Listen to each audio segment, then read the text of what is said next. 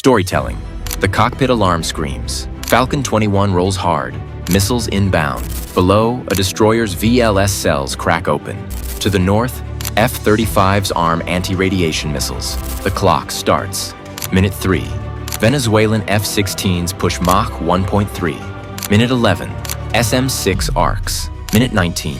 Radar nodes go dark. By minute 22, Venezuela's northern grid is crippled, and one pilot is about to be pulled from the sea. Stay with this timeline. Every step is sourced to see how layered U.S. air-sea integration turned a deadly lock-on into a country's air defense blackout.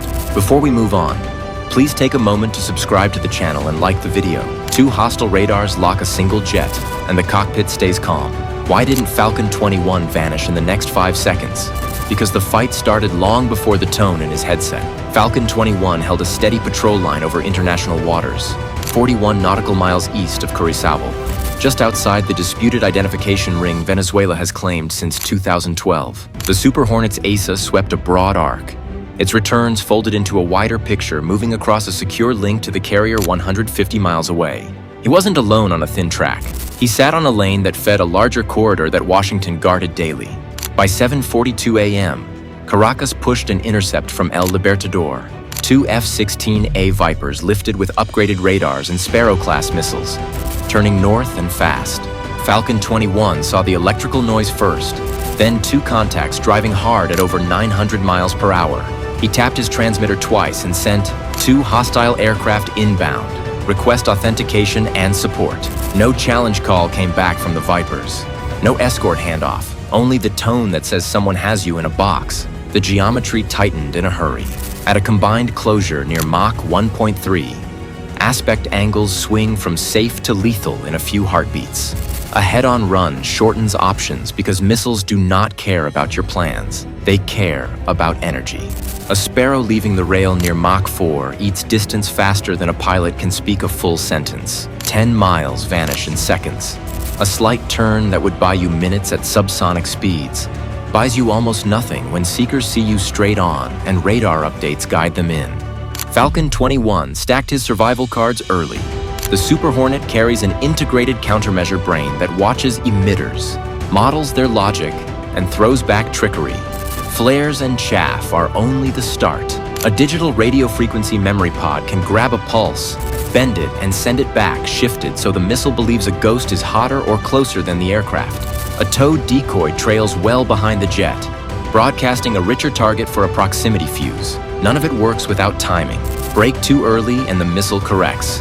Brake too late and you are flying into fragments.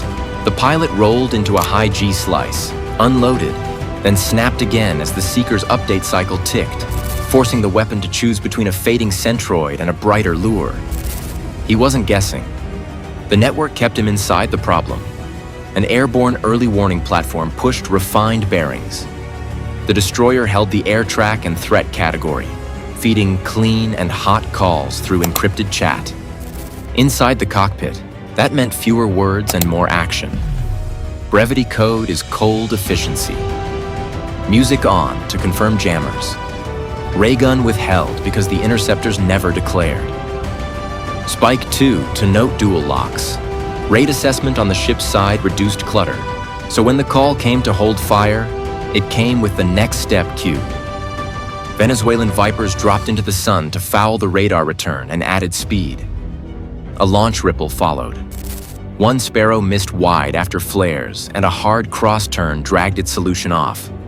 The second shifted smarter and scored a hit that tore through a stabilizer and damaged hydraulics. Falcon 21 lost altitude fast, but the jet stayed flyable. The countermeasure cycle kept running. The towed decoy still wagged on the edge of the envelope. The pilot throttled, trimmed around the damage, and kept the nose workable while the network tightened the outer ring. By minute 11, the intercept was no longer a debate. The destroyer's vertical launch cells cracked as the Hornet jinked again, stealing one more second from any follow-up shot. He had lived through the double lock by marrying decoys, hard turns, and real-time queuing. Those seconds bought something else. Space for the surface-to-air umbrella to reach in. Survival was only the first move. The next minutes decide who owns the sky and the sensors that feed it. A destroyer fires, F-35s go silent hunter, and a radar coast goes dark. How do these layers land in under 22 minutes? The carrier group set the board before the first plume left the deck. USS George Washington held its air wing at alert, cat crews ready and fuel trucks already staged. USS Jason Dunham sat up threat with its area defense bubble oriented north, shooters warmed and links tight. Over the corridor, surveillance aircraft painted the sea and sky into one picture, stitching contacts from the Lesser Antilles to the Guajira. The intent was simple: deny surprise, shorten reaction, and keep every weapon on a short leash to a verified track. Both sides told their story as the timelines collapsed. Caracas framed the intercept as a sovereignty defense. Washington pointed to International Waters Patrol and a prior lock-on. No one waited on statements. Regional partners fed raw radar returns that boosted the U.S. track quality.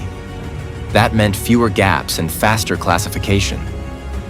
The Venezuelan side worked with a narrower slice, local control nets struggling to update while jets ran hot toward the fight. Layer 1 hit first. Dunham's VLS breathed, and SM-6 rounds clawed into the sky. Those missiles ride a sensor-to-shooter chain that cuts minutes into seconds. The E-2D like picture-flagged range and vector. Link nodes pushed clean tracks and engagement orders without long voice calls. The destroyer's radar cued mid-course updates while the seekers listened for the right signature. At Mach 3+, arcs tightened fast, closing to the merge zone before the interceptors could reset their run. The goal was not drama. It was sanitation. Strip threats from the carrier's edge and keep the deck safe to launch the next wave. Layer 2 spread the net. P8, Poseidon crews widened coverage and mapped the electronic noise. Their radar swept tens of thousands of square miles each hour, but the value came from how they tagged emissions to airframes and routes. When a radar blinked on for a targeting pass, the ISR team pinned it, logged the dwell time, and compared it to earlier patterns. That robbed the adversary of surprise and handed shooters a live, curated list of who was hot, who was faking, and who was about to be relevant. Layer 3 sharpened every arrow. Colombia, Panama, and the Dominican Republic fed synchronized plots, long-range sets complementing coastal radars. Track fusion raised accuracy well beyond Venezuela's fragmented view, which relied on uneven nodes and slower handoffs. With cleaner tracks, missiles launched later, with higher confidence, and fighters aimed without sweeping wide arcs. The network became a filter that pushed only the targets that mattered to the trigger pullers. Layer 4 broke the emitters.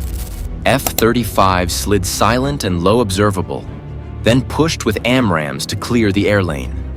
At the same time, anti-radiation shots keyed to live emitters rolled toward northern nodes. When radars at Punta Cajara and nearby sites lit, the jets rode those beams and shut them down.